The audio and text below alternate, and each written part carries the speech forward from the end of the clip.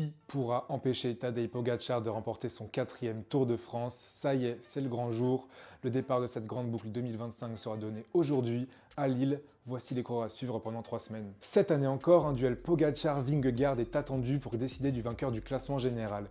Il faut dire que les deux coureurs ont remporté les 5 dernières éditions du Tour et qu'ils occupent les 2 premières places du classement depuis 2021. Derrière eux, le duo de la Bora-Hansgrohe, Florian Ipowicz, Primož Roglič ou encore le champion olympique Remco Evenepoel semblent les mieux placés pour perturber l'hégémonie des équipes UAE et Visma qui avaient placé au total 5 coureurs dans le top 10 l'année dernière. Et puisque les places sur le podium seront presque inaccessibles, les autres écuries devront se rabattre sur les victoires d'étape.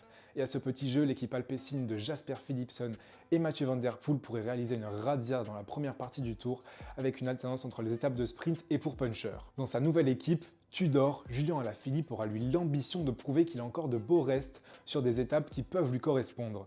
Désormais privé de Thibaut Pinot et Romain Bardet, le cyclisme français se tourne vers son double champion du monde. Derrière lui, ils sont nombreux à pousser pour reprendre le flambeau tricolore. Lenny Martinez, leader de la formation Bahrain Victorious, aura de nombreuses cartes à jouer sur les étapes de montagne. Romain Grégoire, Kevin Vauquelin, Louis Barré ou encore Clément Champoussin seront d'autres chances de victoire pour les Français. Sans oublier les coureurs de la formation Decathlon AG2R qui accumulent les victoires depuis 2 ans. Mais comme toujours, ce Tour de France ne manquera pas de surprises.